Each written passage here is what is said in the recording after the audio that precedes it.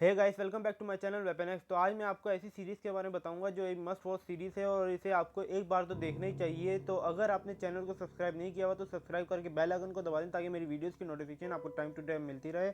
तो इसी के साथ शुरू करते हैं अपनी ये वीडियो।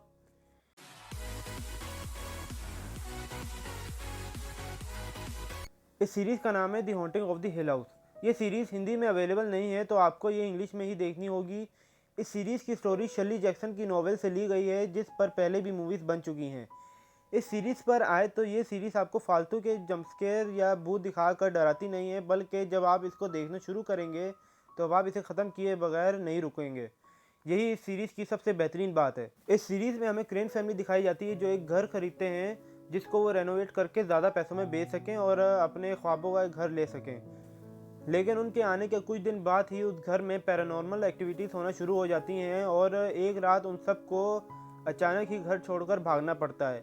इस सीरीज़ के सीज़न 1 में टोटल 10 एपिसोड हैं और इसकी स्टोरी इसके सीज़न 1 में ही ख़त्म हो जाती है और इसके सीज़न 2 में हमें दूसरे नोवेल की स्टोरी दिखाई जाएगी। इस सीरीज़ के सबसे बेस्ट एपिसोड 5 और 6 हैं जिन्हें बहुत ही ज़्यादा खूबसूरती से डायरेक्ट किया गया है जिसका कोई जवाब नहीं। और इस सीरीज़ को डायरेक्ट माइक फ्लैनेगन ने किया है।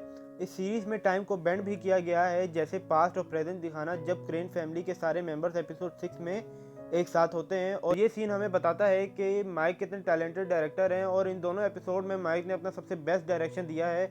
इस सीरीज़ का हर एपिसोड क्रेन फैमिली के हर बंदे की ओरिजिन को कवर करता है कि उनकी लाइफ में क्या चल रहा है और उन्होंने क्या क्या फेस किया था उस घर में और उस रात को उनके साथ ऐसा क्या हुआ था।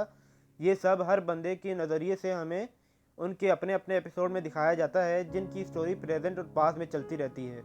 जैसे मैंने आपको बताया था कि इस सीरीज़ में टोटल 10 एपिसोड्स हैं और क्रेन फैमिली में 7 मेंबर्स हैं, जिसका मतलब शुरू के 7 एपिसोड्स क्रेन फैमिली के मेंबर्स पर फोकस करते हैं और बाकी 3 एपिसोड्स में क्या होगा आपको यही पता करना है। तो परफॉर्मेंस की बात करें तो मुझे तो सभी की परफॉर्मेंस अच्छी लगी, लेकिन सबसे ज़्यादा अच्छी परफॉर्मेंस मुझे ओलिवर जैक्सन की लगी जिन्होंने ल्यूक क्रेन के करेक्टर का रोल किया है जो कि एक ड्रग एडिक्ट है।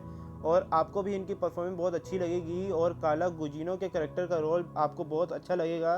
बिना कोई शक के इस सीरीज़ में आप सभी करेक्टर के साथ सही से कनेक्ट हो जाएंगे और सबसे ज़्यादा कनेक्ट आप कार्ला गुजिनो के करेक्टर के साथ होंगे। ये मैं अपने पॉइंट ऑफ व्यू से बता रहा हूँ, आपका पॉइंट ऑफ व्यू अलग भी हो सकता है। तो अगर आपको ये वीडियो अच्छी लगी हो तो लाइक शेयर और कमेंट कर दें और सब्सक्राइब करके बेल आइकन को दबा दें। मैं मिलूंगा आपको अपनी नेक्स्ट वीडियो में, तब तक के लिए बाय।